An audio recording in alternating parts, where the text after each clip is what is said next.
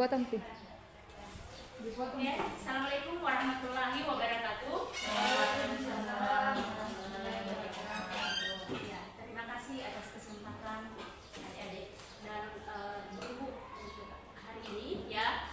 Jadi pada hari ini hari Selasa ya, tanggal 17 Oktober 2023. Saya di sini sebagai calon guru penggerak angkatan 9 akan mengadakan pengambilan aksi nyata saya untuk modul 1.4 yaitu tentang budaya positif. Nah, namun sebelum kita lanjut ya, kita adakan dulu icebreaking yaitu fokus ya. Jadi tekniknya kalau ibu katakan ini kita katakan 1, yang ini 2, kalau yang ini 3. Oke, diingat fokus ya. Jadi ini 1, yang ini 2, kalau yang ini 3. Itu. Oke, kita mulai. Nah, ini kalau yang ini 1, 2, 2, 1, 3, 3. wah, ternyata tidak fokus hari ini. Oke, semangat dulu, semangat. Ya, diulangi lagi ya. Oke. Yang ini kalau yang ini harus cepat ya, harus cepat tangkap. Ini 1, yang ini 2, kalau yang ini 3. Garisnya bisa lihat Ya. Bu. Ya. Ini 1, yang jadi diingat saja kan ini fokus, ya kan? Ini 1, yang ini 2, kalau yang ini 3. Oke? Nah, sekarang fokus. Ya, fokus. Nah, sekarang kalau yang ini 3, 2, 1. wah, ternyata masih ada yang belum fokus. Yang di sana tidak bicara, ya. Ulangi. Yang ini 2, 1. ada yang sebut 2, 2, 1.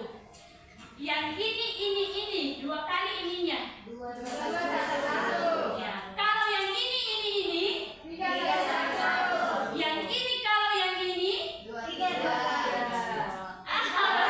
yang di sana ternyata. Iya. Jadi untuk speaking ini ya melatih kita untuk lebih refresh lagi ya supaya tidak tegang. Nah, baik, selanjutnya kita masuk pada materi ya tentang modul 1.4 di mana pada materi ini ya tentang budaya positif, tetapi saya akan kaitkan dengan filosofi Ki Hajar Dewantara. Ya, jadi di sini keterkaitan antara materi dari filosofi Ki Hajar Dewantara itu pada modul 1 itu ada 4 ya. Yang pertama tentang penerapan nilai yang pertama itu berdasar pada profil Pancasila, di mana pada profil pelajar Pancasila ini ya mengarah kepada bagaimana nilai dan peran seorang guru ya. Nah, yang kedua ya, coba tolong diangkat ke atas. Yang kedua adalah budaya positif ya. Jadi sebenarnya yang di bawah ini, di bawah profil pelajar Pancasila ada penentuan visi ya. Jadi seorang pembelajar atau seorang pendidik itu kita harus sebagai pendidik yang berfokus pada siswa ya. Jadi maksudnya begini, ketika kita mengajar di dalam kelas itu bukan kita mengarah pada materi tok saja, tetapi bagaimana supaya siswa di dalam kelas itu bisa nyaman dengan pembelajaran kita. Ya, maka dari itulah yang dikatakan pembelajaran yang berpusat pada siswa. Jadi kita tidak boleh terlalu menekan siswa bahwa kamu harus kuasai materi saya. Kamu harus kamu harus memahami seperti apa materi yang saya ajarkan dan harus kamu mencapai ini. Sekarang kurikulum merdeka. Jadi kurikulum merdeka ini kalau kita kaitkan dengan filosofi Ki Hajar Dewantara ya, itu pembelajaran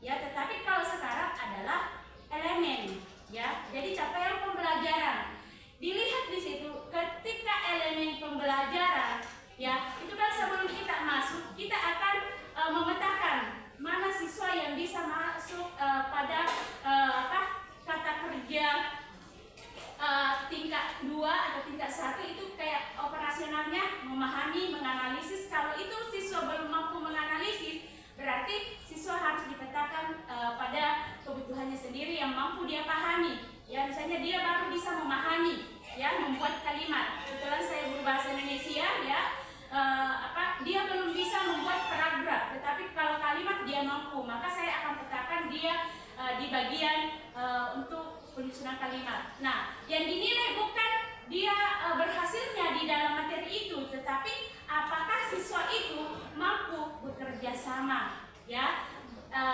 mandiri dalam bekerja. Ketika dikasih tugas, bisakah dia mandiri? Jadi penilaian seorang guru sekarang itu mengarah pada profil pelajar Pancasila. Jadi tidak ada lagi tuh siswa bahwa ini anak belum bisa mampu di elemen ini, bukan. Tetapi bagaimana anak ini usahanya bisa mencapai masuk di dimensi profil pelajar Pancasila, ya. Bisa diingatkan Ibu yang apa saja itu profil pelajar Pancasila? 1, bertakwa kepada Tuhan Yang Maha Esa. Yang kedua, gotong royong. Yang ketiga, mandiri. Yang keempat, kreatif. Yang kelima, bernalar kritis. Nah, ketika siswa disuruh misalnya, bagaimana pendapat kamu tentang materi ini? Ada apa kira-kira judul yang bisa cocok dari itu? Nah, ketika ada siswa yang sudah berpendapat tentang itu, berarti dia sudah bernalar kritis. Namun dia tidak bisa, biarpun siswa ini tidak bisa menyelesaikan karangannya dengan sempurna, tetapi dia sudah mengeluarkan idenya, berarti dia sudah berpikir kritis. Berarti bisa dinyatakan bahwa siswa ini sudah mampu di elemen itu. Itu, ya. Jadi itulah bedanya antara K13 dengan kurikulum Merdeka. Dan itu mengarah kepada filosofi Ki Hajar Dewantara, ya, pembelajaran yang berpusat kepada siswa. Nah, selanjutnya, di sini kan dikatakan bahwa pendidikan adalah tempat persemaian benih-benih budaya masyarakat. Jadi tujuannya di sini yaitu menuntun segala kodrat yang ada pada murid agar mereka dapat mencapai keselamatan dan kebahagiaan yang setinggi-tingginya sebagai manusia ataupun masyarakat. Nah, maksudnya di sini pendidikan itu bagaikan, ya, padi, ya, tanaman padi. Jadi tanaman padi itu anggaplah itu adalah siswa kita. Kalau misalnya padi itu tidak kita pupuk, maka dia tidak akan subur kan, tidak akan membuahkan hasil yang bagus kan. Nah, sama dengan siswa. Kalau siswa kan kita tahu saat ini karakternya kan bermacam-macam. Ya, ada yang menjengkelkan, ada yang tidur, keluar masuk. Nah, disitulah kita seorang guru, peran kita, ya, bagaimana cara kita untuk, ya, mengarahkan siswa ini supaya lebih fokus lagi, ya. Jadi kita harus menuntun dia agar dia bisa mampu mengikuti pembelajaran kita. Tetapi bukan berarti harus ditekan, harus dimarah-marahi. Karena dengan jalan itu kadang tidak berhasil. Itu masuk pada kategori menghukum dan itu tidak boleh dilakukan oleh seorang guru. Makanya itu tindakan. Sekarang kalau BK tidak ada itu yang galak-galak, kita lihat, ya, bisa ada ya, lihat BK BK-nya SMK 1 berapa orang, tidak ada di sana yang berwajah seram, berwajah galak, ya, tidak ada, karena dia memang memberikan apa yang menjadi kebutuhan siswa. Siswa berulah di dalam kelas, berarti dia butuh perhatian, kasih sayang, ya, karena mungkin kan kita di sini tidak tahu bahwa siswa kita ini kebanyakan berpoten, ya, banyak anak-anak yang sudah tidak tinggal sama orang tuanya, cerai, menikah lagi. Faktor itu yang membuat dia, ya, kadang pembelajarannya tidak fokus, ya, dan itu banyak sekali di sini. Mungkin lebih banyak yang bermasalah daripada yang tidak, ya. Tapi disitulah kita, ya, bagaimana peran kita seorang guru, ya, di dalam menuntun siswa tersebut. Nah, itulah. Jadi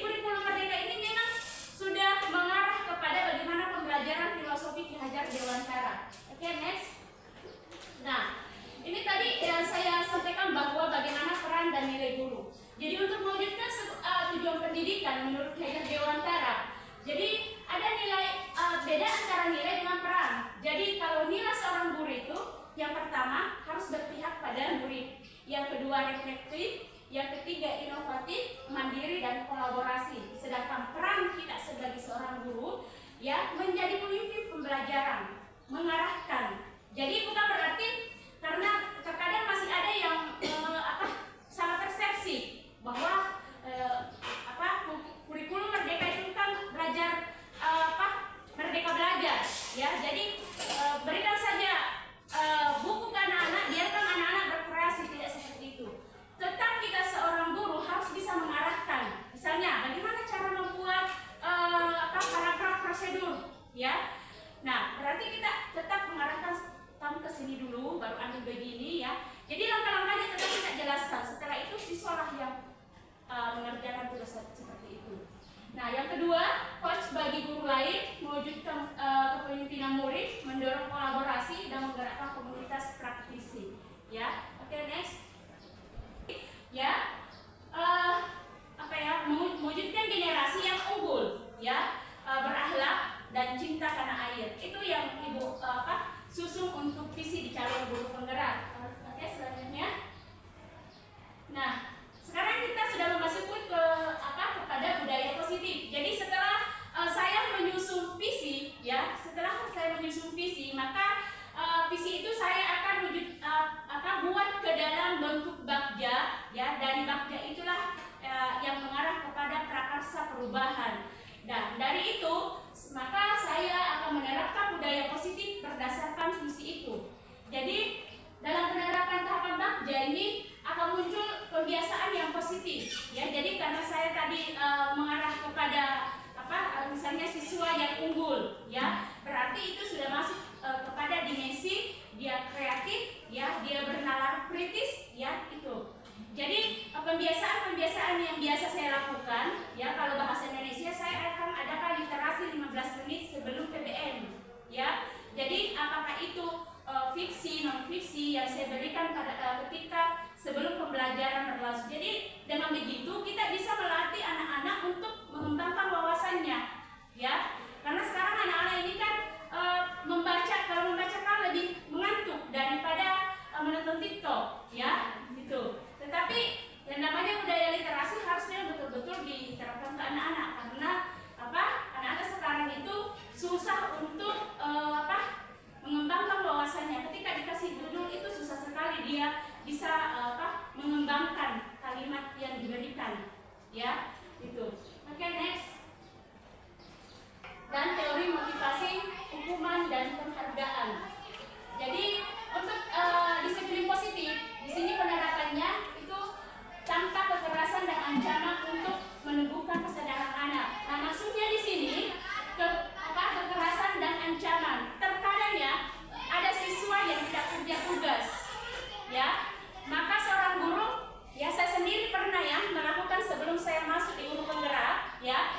Itu saya terkadang menghukum, ya. Coba berdiri di depan, ya. Angkat kakinya satu. Dengan tindakan saya seperti itu, maka itu akan berpengaruh kepada psikolog anak.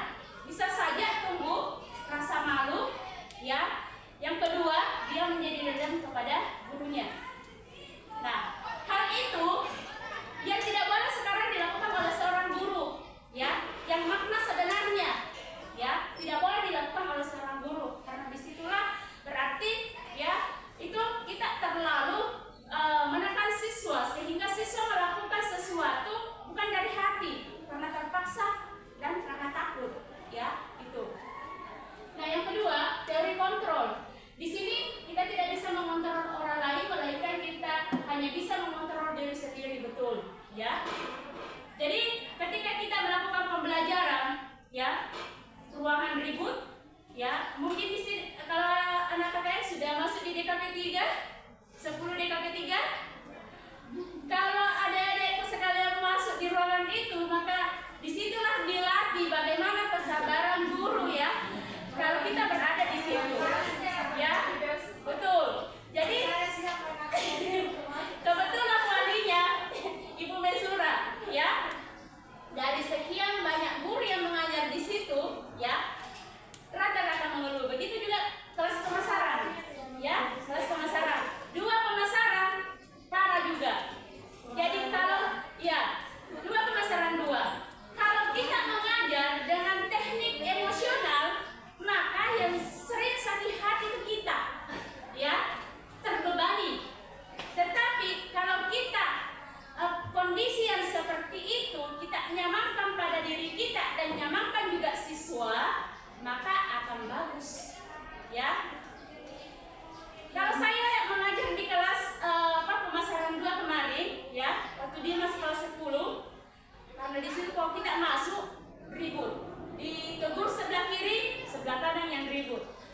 lain yang jalan, lain yang menyanyi. Nah, itu semua sebenarnya yang bisa membuat guru menjadi emosional, ya itu. Tetapi kita menggertak siswa di situ, berarti siswa itu diam bukan karena dia sadar dengan dirinya sendiri, ya, tetapi dia hanya takut saja. Dan itu tidak boleh muncul dari diri siswa. Diri siswa harus melakukan sesuatu berdasarkan dari diri anak. Nah, jadi terkait dengan teori motivasi hukuman dan penghargaan, ini sebenarnya tidak boleh dilakukan oleh seorang guru, ya. Oke, next. Tugas, maka kamu harus bersihkan WC. Itu, ya. Nah, kalau membuat rasa bersalah ketika diberikan siswa tugas, lantas tetap dia tidak kerjakan dan dia hanya tidur-tidur saja, tidak menghiraukan gurunya di depan, maka bahasa guru sudah mereda, sudah lembut, tetapi bahasanya itu seolah-olah siswa yang bersalah, ya. Itu. Mungkin bisa ada yang bisa memberikan kalimat yang bagaimana kira-kira? Ya, coba Bu Dina. Kalau kita tidak kerja tugas utama, kasihan wanita tak di rumah. Iya, bagus. Tepuk tangan untuk Bu Dina, ya. Nah, itu. Jadi bahasanya itu sudah lembut. Kan kalau menghukum tidak tegas, keras ya. Akhirnya siswa kaget-kaget. Nah, ketika kita yang menjadi pembuat rasa bersalah, suara kita lembut, namun menusuk ke hati anak-anak. Berarti anak-anak akan merasa bersalah kalau tidak mengerjakan tugasnya. Kasihan orang tua kamu dari ini ya. Itu sering juga saya lakukan sebelum masuk di guru penggerak. Ya, kalau saya sudah capek menegur, ya, maka saya akan melakukan seperti itu. Nah, ketika tidak berhasil, saya akan menjadi seorang teman. Posisi saya adalah teman. Kita berteman dengan siswa. Apa yang muncul kira-kira? Tidak ada batas. Tidak ada respect. Tidak ada apa lagi? Ada batasan. Tidak ada batasan. Akhirnya apa? Siswa terkadang tidak terlalu menghargai kita, ya, tidak segan kepada kita sebagai guru dengan mereka dia ratakan. Itu yang muncul. Iya, saya besti. Mari kita, Ibu. Nah, padahal itu, ya, seorang siswa ya bagaimanalah kita menciptakan akhlaknya supaya lebih bagus. Jadi untuk posisi teman juga itu kalau bisa tidak boleh. Nah, pemantau. Kalau pemantau, maksudnya di sini pemantau ya. Ketika sudah melakukan sebuah keyakinan kelas, kita kan masuk mengajar di kelas, itu kan ada semacam keyakinan kelas ya. Jadi ketika kita melakukan keyakinan kelas, maka ada konsekuensi yang yang diterapkan di dalamnya. Mungkin ada dari adik-adik atau ibu-ibu yang bisa memberikan contohnya seperti apa ketika membuat keyakinan kelas. Ya, sama dengan keyakinan kelas dengan kesepakatan kelas sebenarnya berbeda. Kalau keyakinan kelas dia mengarah kepada nilai-nilai kebajikan, ya. Maksudnya itu nilai-nilai kebajikan, ya. Misalnya kita buat keyakinan kelas, kalau misalnya sedang belajar tidak boleh menggunakan HP. Nah, itu keyakinan kita sepakati antara siswa dengan guru sebelum kejadian berlangsung. Jadi ketika pelaksanaan PDM, lantas ada siswa yang melanggar keyakinan itu, maka dia akan sadar sendiri. Oh iya, kan konsekuensinya begini. Kalau kita menggunakan HP sambil belajar, nanti HP kita akan disita. Nah, itu kan konsekuensinya. Jadi itu adalah keyakinan kelas. Jadi keyakinan kelas itu dengan nilai yang muncul dari misalnya kalau menggunakan HP, ya, kalau menggunakan HP itu maka akan disita HP-nya. Nilai yang muncul, nilai kebajikan yang muncul di situ adalah apa kira-kira ya? Tanggung jawab, ya. Dia harus bertanggung jawab. Apalagi muncul menghargai, ya. Karena kenapa dia menghargai? Ketika guru mengajar tidak boleh menggunakan HP.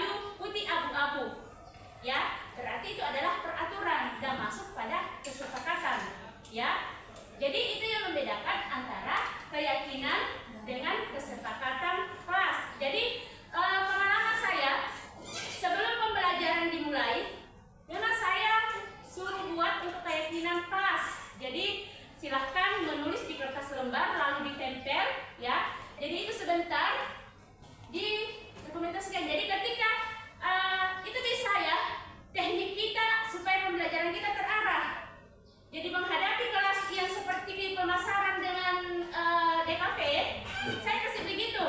Jadi dia tahu bahwa oh, kalau saya begini berarti saya akan dihukum seperti ini. Ya, bukan dihukum ya, karena kata hukuman itu tidak boleh diucapkan. Ya, konsekuensi atau sanksi. Ya, itu sanksi. Karena bukan saya yang memberikan sanksi, tetapi mereka sendiri. Ya, mereka sendiri. Jadi itulah bentuk keyakinan kelas yang harus dibuat supaya lebih terarah ketika pembelajaran berlangsung. Ya, mengeluh panas, ya, karena saya tidak tahu saya harus bagaimana. Tetapi yaitu teknik saya buat guru keyakinan kelas. Jadi dia fokus di situ selama pembelajaran berlangsung. Jadi aman, alhamdulillah. Ya, itu. Nah, yang terakhir manajer. Posisi inilah yang menjadi ya acuan kita sebagai seorang pengajar. Ya, manajer itu maksudnya ketika ada siswa bermasalah dan berkali-kali sudah ditangani BK, tidak ada perubahan. Nah, kita sebagai seorang guru bukan berarti harus diserahkan 100% ke BK, tetapi kita sebagai seorang guru harus mampu bagaimana kita seorang manajer, ya, yaitu melakukan restitusi, ya. Maksudnya di sini restitusi, siswa itu dipanggil. Oke, dia misalnya terlambat datang, sering terlambat datang. Nah, ketika itu dia akan dipanggil ke ruang khusus. Ayo sini temui ibu. Nah, setelah itu ditanya, apa masalahmu nak? Ya, jadi kita telusuri lebih jauh bagaimana siswa ini, ya, sehingga kita tahu bahwa oh, kebutuhan yang dibutuhkan siswa ini ternyata seperti ini, ya. Dan yang memberikan solusi dari masalahnya itu tentu siswa sendiri nantinya. Karena ketika kita melakukan restitusi, ya, kita akan menanyakan masalahmu apa, ya, dan kira-kira apa yang harus kamu lakukan, ya, sehingga kamu tidak terlambat lagi. Dan akhirnya selesai sendiri masalahnya, dia yang berbuat dan dia juga yang menyelesaikan itu, ya. Itulah fungsi guru yang memiliki posisi sebagai manajer. Jadi posisi manajer lah yang harus dimiliki oleh seorang guru itu. Nah, ini untuk kebutuhan dasar manusia. Ini kan yang pertama bertahan hidup, kasih sayang, kesenangan, kebebasan, penguasaan. Inilah kebutuhan-kebutuhan yang terkadang ya yang dibutuhkan oleh siswa kita.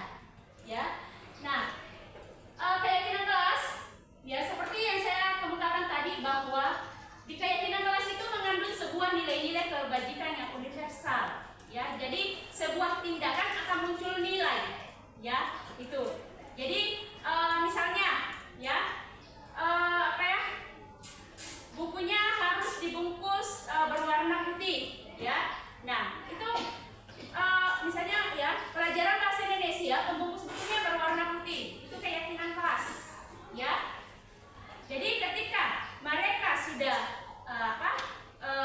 mengeluarkan pendapatnya apa-apa saja yang menjadi keyakinan kelas di kelas itu, maka itulah yang nantinya menjadi ya fokus untuk sebagai budaya positif yang diterapkan di kelas itu. Ya, jadi itulah yang masuk kategori budaya positif.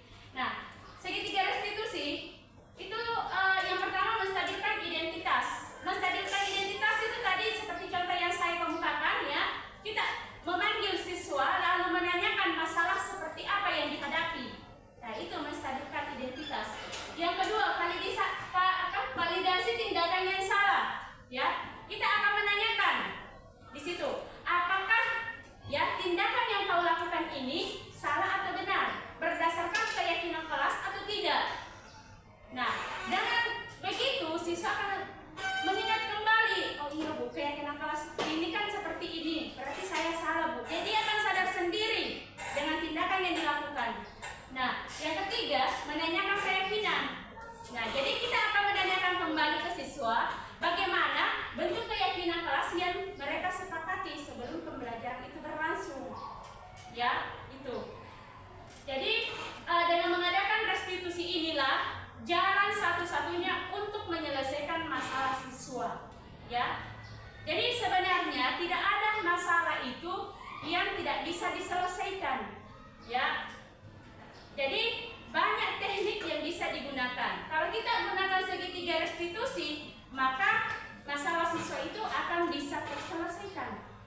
Itu pasti ada jalan keluarnya. Dia sendiri yang berbuat, dia sendiri yang memberikan solusi.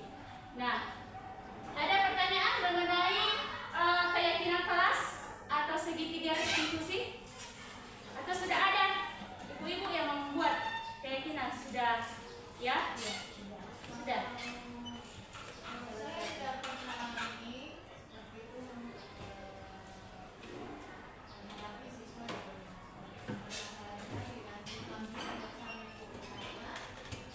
menjadi masalah bagaimana setelah ditanya apa masalahnya, apa solusinya, dan kita sudah buat kesepakatan dan kita lagi, dan bagaimana kalau ternyata selanjutnya beberapa ibu bertanya ternyata berulang lagi apakah perlu. Nah itu tadi yang masalah saya kan ada tadi ada penghukuman ya. Iya.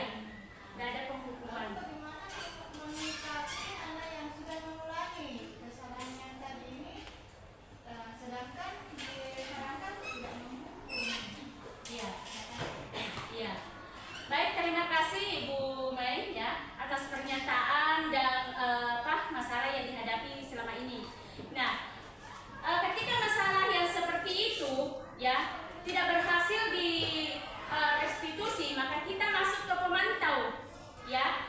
Di pemantau itulah ketika kita sudah mengadakan restitusi lantas anak-anak masih melakukan hal itu, itulah kita lagi bertindak sebagai pemantau ya.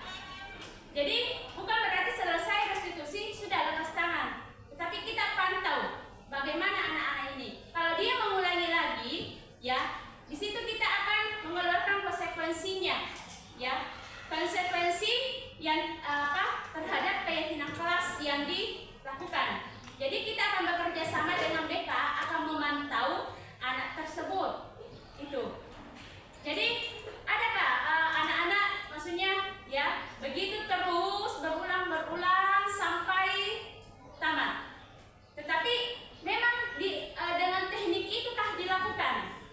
Itu, ya. Karena kalau misalnya cuma setengah-setengah cara pemantauan, misalnya ya, kita lepas kendali, sudah tidak ini dihiraukan lagi, hanya di awal saja. Tetapi kalau kita memang disiplin waktu dan terarah dengan mulai dari restitusi menjadi pemantau, kita ikuti terus itu tahapannya, maka saya rasa anak-anak itu bisa ya menyadari dirinya sendiri. Jadi kita tidak memberikan hukuman, tetapi apa yang telah disepakati, dia tahu konsekuensinya. Sudah pemanggilan orang tua misalnya, nah setelah pemanggilan orang tua lantas dia berbuat kembali ya, dan sebagai seorang pemantau kita arahkan lagi restitusi ya. Jadi restitusi itu bukan hanya sekali saja dilakukan, tetapi apa yang menyebabkan anak ini sehingga berkali-kali ini melakukan kesalahan yang sama. Maka kita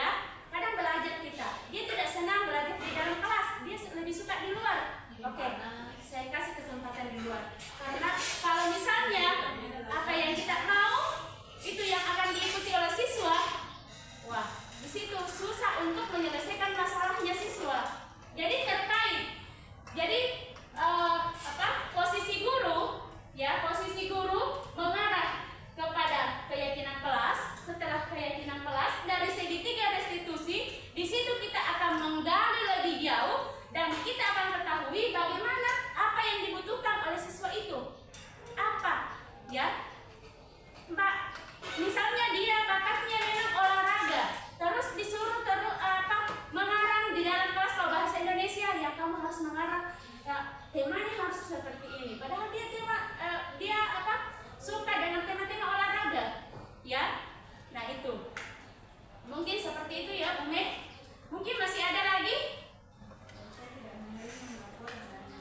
Iya, saya tidak saya tidak menerima laporan dari Bu Dede.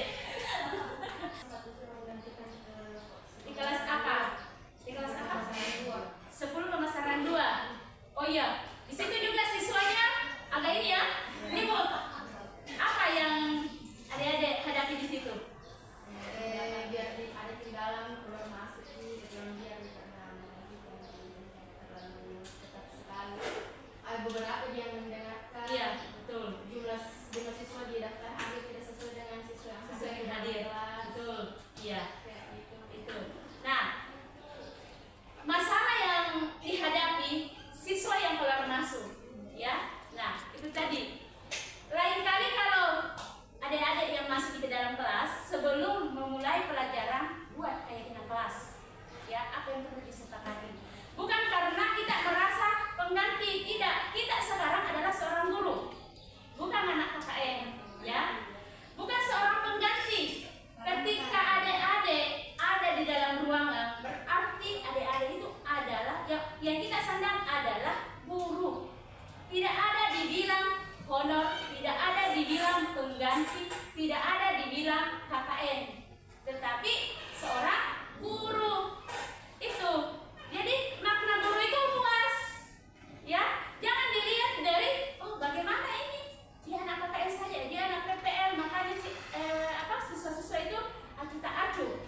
Bagaimana kita seorang guru? Ya, posisikan diri seorang guru tegas, ya. Dan itu tadi saya bilang terarah buat keyakinan kelas, ya. Gitu. Jadi nanti jangan merasa karena kita hanya pengganti, akhirnya tidak maksimal mengajar. Yang rugi siapa deh? Guru yang kita gantikan. Karena merasa, karena ada anak KKN, berarti selesai materi lepas tangan. Tidak seperti itu. Tanggung jawab di dalam mendidik berarti kita ambil alih. Misalnya saya digantikan di kelas. Pada saat saya mengajar, ya, mereka masih terarah. Ketika anak KKN yang masuk, wah, main-main, acuh-acuh dan sebagainya. Berarti itu menjadi tidak terkontrol lagi.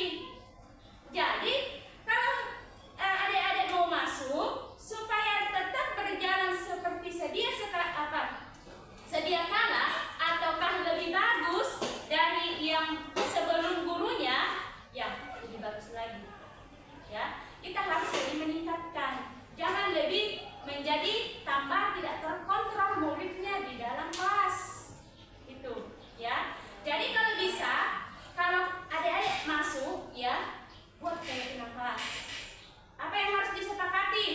Penggunaan HP atau HP-nya disimpan saat proses pembelajaran. Simpan di depan, selesai belajar diambil. Jadi itu keyakinan kelas itu dibuat bukan berarti satu kali membuat satu semester, tidak. Setiap kita sekali masuk, ya.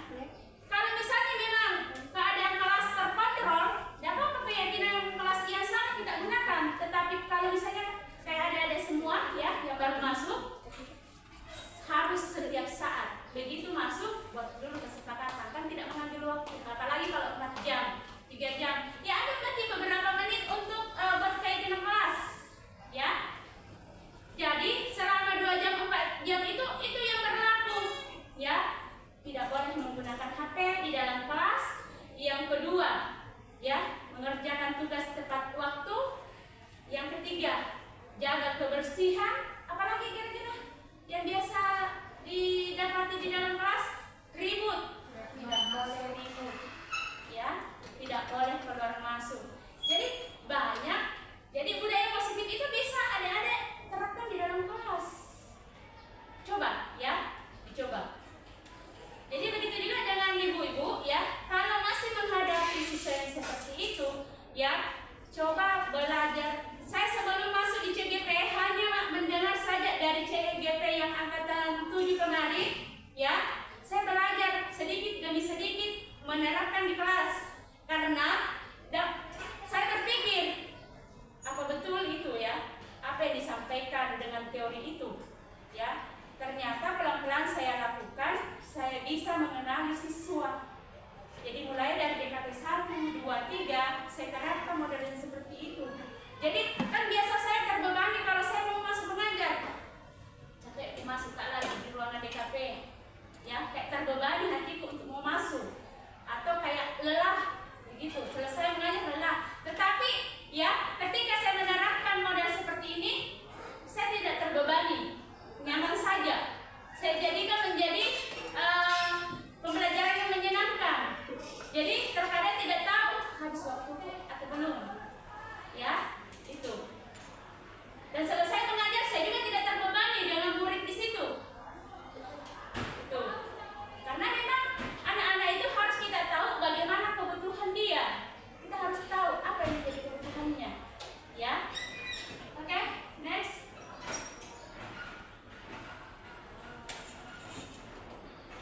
Jadi hal yang menarik untuk saya di luar dugaan di sini yaitu penyelesaian masalah yang menggunakan segitiga restitusi dengan mengambil posisi kontrol. Tadi ya yang posisi kontrol sebagai penghukum, sebagai teman, pemantau, manajer, ya itu yang dikatakan posisi kontrol. Jadi posisi kontrol sebagai manajer, setelah saya mencoba menerapkan di sekolah, itu murid saya yang bermasalah menceritakan alasan mereka dengan jujur dan terbuka dan akhirnya dapat menyadari kesalahannya untuk mengubah dirinya sendiri ke arah yang lebih baik. Ya, itu. Memang ini butuh proses. Kalau kita menghadapi seperti anak-anak yang seperti itu, tidak mungkin begitu kita lakukan restitusi besok sudah berubah. Tidak, ya. Makanya kita lakukan pemantauan. Setelah itu kembali ke restitusi kembali. Jadi ada di sini contoh video yang saya lakukan.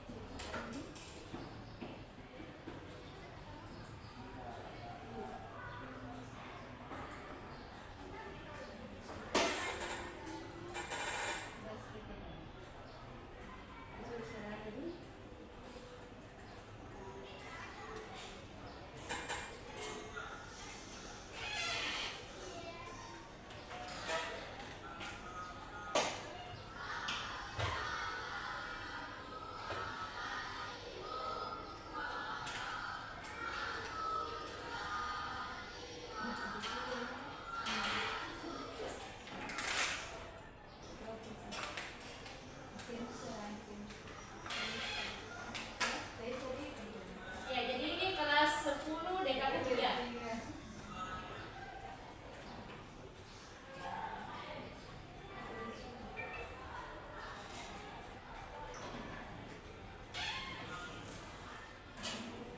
Ya, jadi ini ceritanya siswa yang sering terlambat.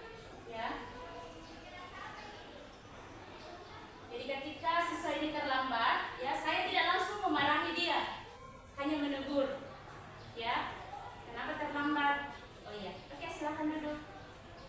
Seperti itu. Jadi nanti setelah masuk ke dalam selesai pembelajaran, saya panggil ke ruangan. Ya.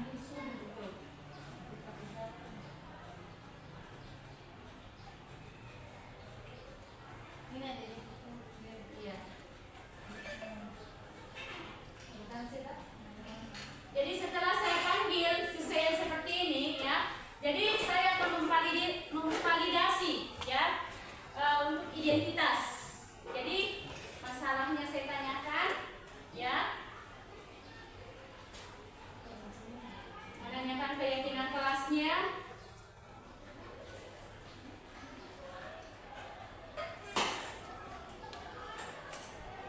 Itu, ya, mulai dari memvalidasi identitas, lalu menanyakan mengenai keyakinan kelas, ya, mengingatkan kembali konsekuensi dari keyakinan kelas yang dibuat, itu yang dijelaskan seandainya ada, ya, pengeras suara. Kan anak-anak dia tahu suara kok memang apa ya, dia tidak marah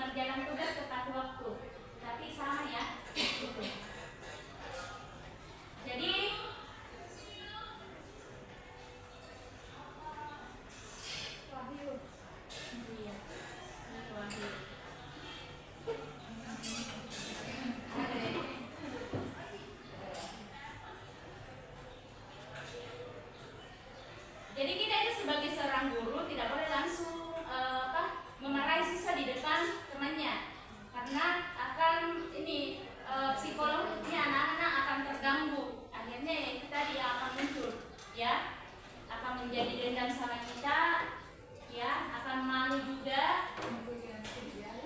Iya, itu.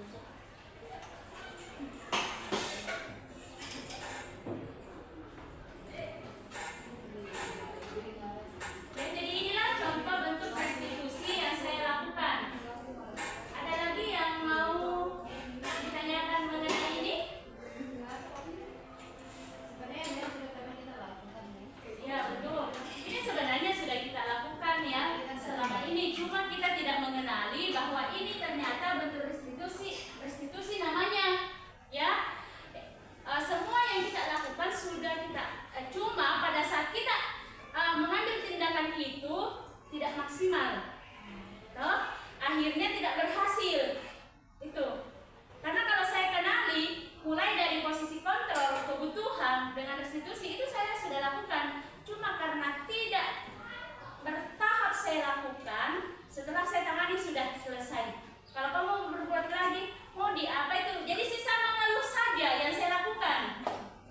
Saya kembalikan ke BK, silahkan BK tangani. Mau diapakan anak itu? Nah, itu sebenarnya menjadi kesalahan kita.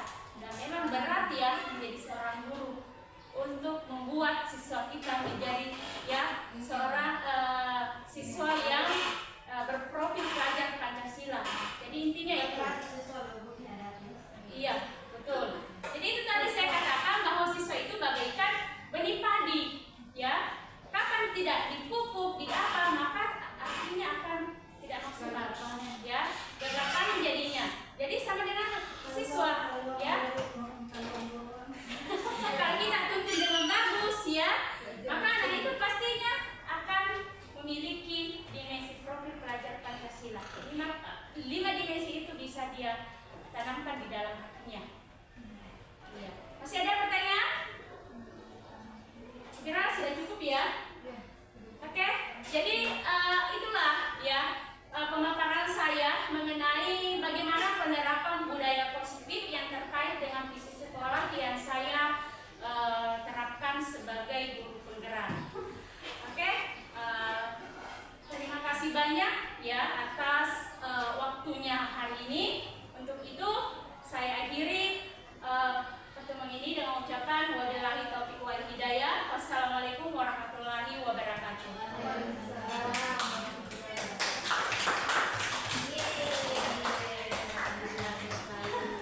Makan ibu-ibu, adik-adik. Sudah ini Bu. Ibu. Sudah ini Bu.